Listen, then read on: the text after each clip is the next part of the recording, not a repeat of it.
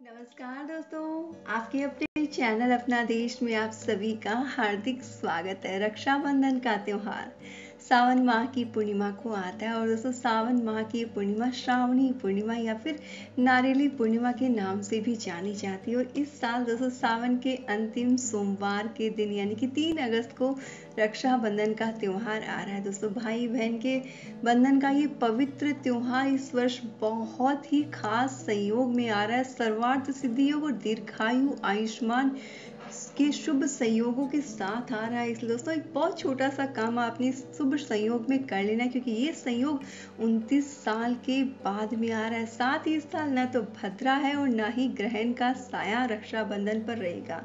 साथ ही दोस्तों इस वीडियो में हम जानेंगे कि आखिर जो भद्रा का समय अवॉइड क्यों करना चाहिए, इसके पीछे क्या कारण है, साथ ही किस तरह की राखियां हमने बिल्कुल भी नहीं बांधनी चाहिए और राखी बांधने का सही तरीका क्या होता है, और राखी की थाली में पूजा की थाली में क्या क्या चीज़ें होनी चाहिए वो भी जानेंगे।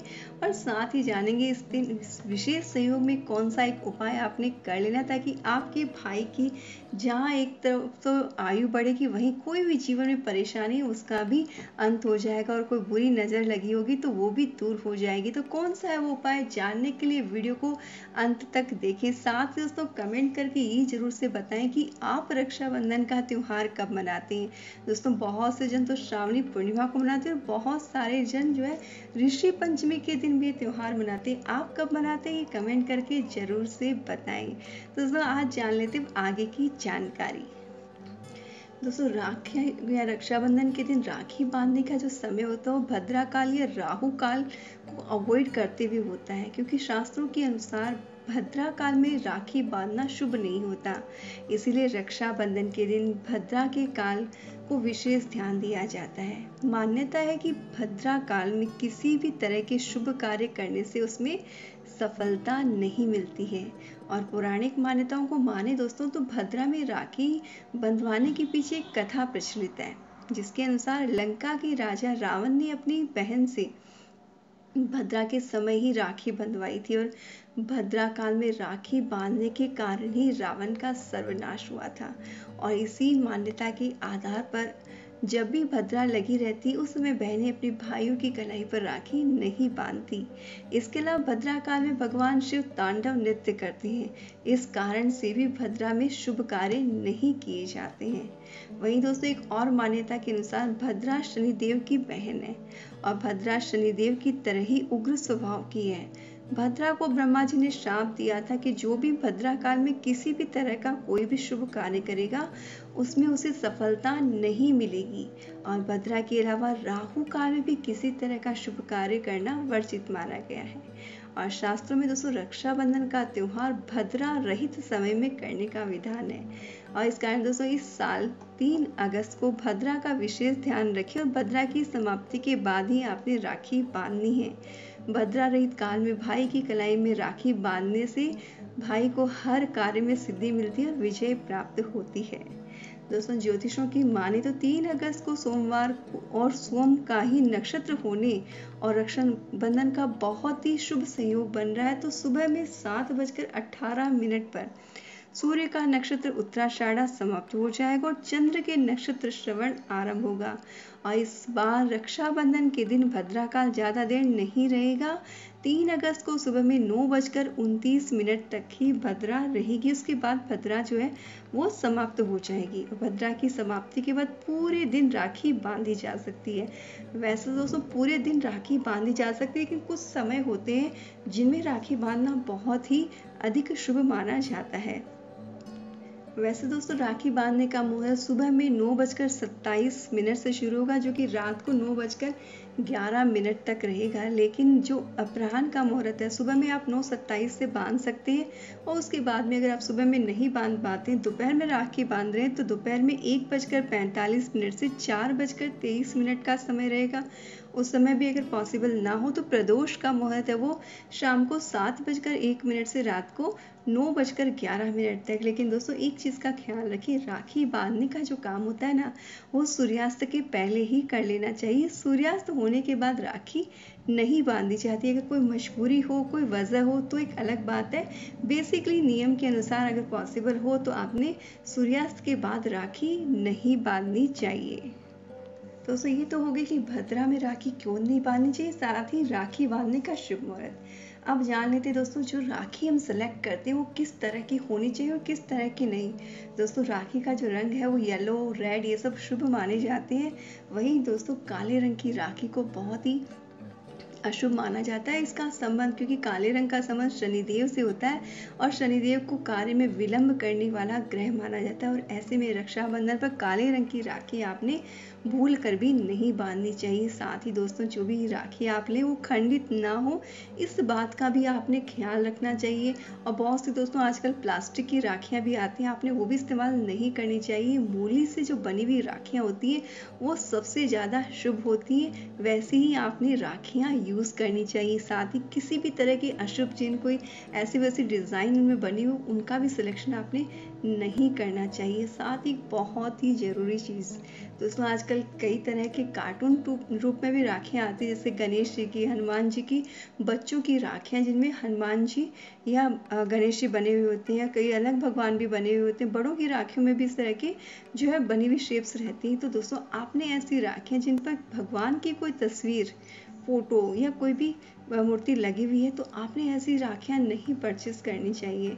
इसका रीज़न क्या होता है दोस्तों, राखियाँ पहनी हुई रहती हैं और वो भीगा फेविकोल ये सब से रहती है, तो क्या होता है भीगती है और खुल के गिर जाती है और किसी न किसी के पैरों में पड़ जाती है, जिसके कारण जाने अनजाने हम पाप के भागी बन जाते हैं। इसलिए दोस्तों राखी जो है वो ऐसी लें जिसमें किसी भी तरह भगवान की कोई मूर्ति या वो नहीं हो।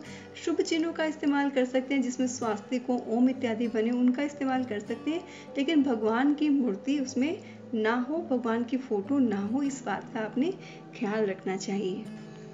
ये तो होगी दोस्तों राखी के सिलेक्शन की बात। इसके साथ ही दोस्तों राखी वाले दिन हो सके तो आप हल्के कलर के कपड़े पहन सकते हैं, या रेड येलो कपड़े जिन्हें शुभ मानते हैं वो पहन सकते हैं, लेकिन काले, नीले, गहरे रंग के कपड़ों का इस्तेमाल आपने भूल कर भी नहीं करना चाहिए। साथ ही जब आप अपने भाई की तिलक करें तो काले दुपट्टे का इस्तेमाल आपने बिल्कुल भी नहीं करना चाहिए। जहाँ तक हो सके आपने ब्लैक कलर की ड्रेस पहन के पूजा पाठ इत्यादि नहीं करना चाहिए। और अगर आपने ड्रेस पहनी हुई है तो आप पूजा करते समय एटलीस्ट कोई रेड दुपट्टा या रेड चुनरी जो है उसका इस्तेमाल करें। साथ ही दोस्तों अब जान लेते हैं कि हमने राखी बांधनी कैसे, और राखी की जो पूजा की जो प्लेट होती है उसमें क्या क्या रखना चाहिए। दोस्तों राखी के लिए जो प्लेट होती है उसमें सबसे पहले एक जरूरी चीज़ होती है दिया, क्योंकि भाई की आरती सबसे पहले उतारी जाती है, तो आपने दिया जो वो थाली में रखना है। राखी जो आपने भाई के लिए लेके आए वो रखनी है, कलावा रखना है, जो रोली होती है कुमकुम टीका करने के लिए वो रखनी है, अक्षत रखने हैं, मिठाई रखनी है। इसके साथ ही भाई के लिए नारियल, और अगर भाभी है तो गट जो सूखा हुआ नारियल होता है, यानी कि नारियल का आधा पार्ट तो उसे गट बोलते हैं, तो वो आपने वो रख लेना है। इसके साथ ही कोई भी शगुन आप देना चाहते हैं, कोई गिफ्ट देना चाहते हैं तो वो रखनी है। साथ ही एक फिटकरी का टुकड़ा भी आपने प्लेट में रख लेना है। तो इन सभी सामग्री से आपने पूजा की थाली तैयार कर लेनी है। सबसे पहले जब आप थाली तैयार करें उसके पहले आपने एक काम करना होता है दोस्तों। वैसे बहुत सी जगह सूंड जिमाने की प्रथा होती है, अगर आपके यहाँ पे भी तो आपके जितने घर के दरवाजे वहाँ पे आपने स्वास्तिक बनाना चाहिए। खीर चूरमा जो भी आपने प्रसाद बनाया उससे आपने उनको भोग लगाना चाहिए और जल का छींटा देना चाहिए। और उसके बाद में अपने घर के मंदिर में भगवान की पूजन अर्चन करके आपने भगवान को टीका करना चाहिए और भगवान के दाहिने हाथ पर आपने कलावा बांधना चाहिए। फिर आरती उतार कर आपने नैवेद्य का भोग लगाना चाहिए। भगवान को राखी बांधने के बाद ही आपने अपने भाई के राखी बांधनी चाहिए। और दोस्तों जब भी आप अपने भाई के राखी बांधे तो एक बहुत ही ज़रूरी चीज़ है, आपका और आपके भाई का मुख दक्षिण दिशा की तरफ नहीं होना चाहिए। इस बात का ख्याल रखें, जब भी आप राखी बांधे दोनों में से किसी का भी मुख दक्षिण दिशा की तरफ नहीं हो। आप उत्तर पश्चिम बैठ सकते हैं, इस तरह से बैठें ताकि दोनों का ही मुख दक्षिण में ना हो। साथ ही दोनों के सर ढके हुए हों, यानी कि आपने अपने सर पे जहाँ दुपट्टा रखना है वहीं आपके भाई को कोई रुमाल या टोपी अपने सर पर रख लेनी चाहिए, क्योंकि जब भी पूजा करें दोस्तों तो सर खुला नहीं रहना चाहिए, ऐसा हमारे शास्त्रों में बताया गया है। तो इस तरह से बैठने के बाद में सबसे पहले आपने अपने भाई की आरती उतारनी है, उसके बाद में टीका करना है, चावल लगाने, उसके बाद में मूली बांधनी, राखी राखी बांधनी है और फिर अपने भाई का मीठा मुंह कराना है।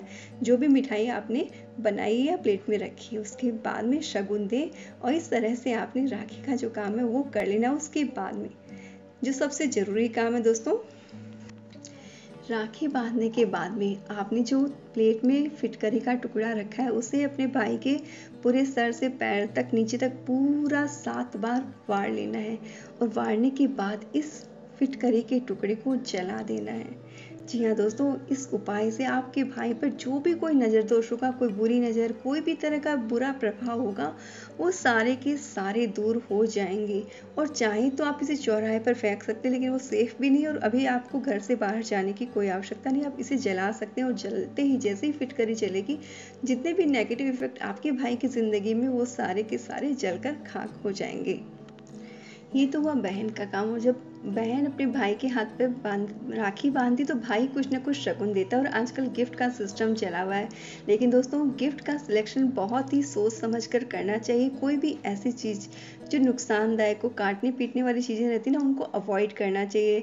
जैसे कि मिक्सर ग्राइंडर वगैरह हुआ, ये चाकू ये सब हुआ, नाइफ के सेट हुए, ये सब आपने बिल्कुल भी गिफ्ट नहीं करने चाहिए। ना ही काले रंग की कोई चीज़ जो है वो गिफ्ट करनी चाहिए, काले रंग को अवॉइड करना चाहिए। साथ ही चप्पल जूते जो होते हैं वो भी शनि के प्रभाव को दर्शाते हैं दोस्तों, इसलिए आपने चप्पल जूते भी रक्षाबंधन के दिन आपने बिल्कुल भी गिफ्ट नहीं करनी चाहिए। इसका भी आपने ख्याल रखना है। आप दोस्तों बहुत सारी चीज़ें जिन्हें आप गिफ्ट कर सकते हैं, जैसे ड्रेस दिला सकते हैं, अच्छे खूबसूरत ड्रेसेस दे सकते हैं, शगुन में चांदी के सिक्के दे सकते हैं, कैश दे सकते हैं, मिठाइयाँ दे सकते हैं, पढ़ने से रिलेटेड कोई स्टडी से रिलेटेड कोई सामान हो वो दे सकते हैं, लैपटॉप मोबाइल इत्यादि वो भी गिफ्ट कर सकते हैं।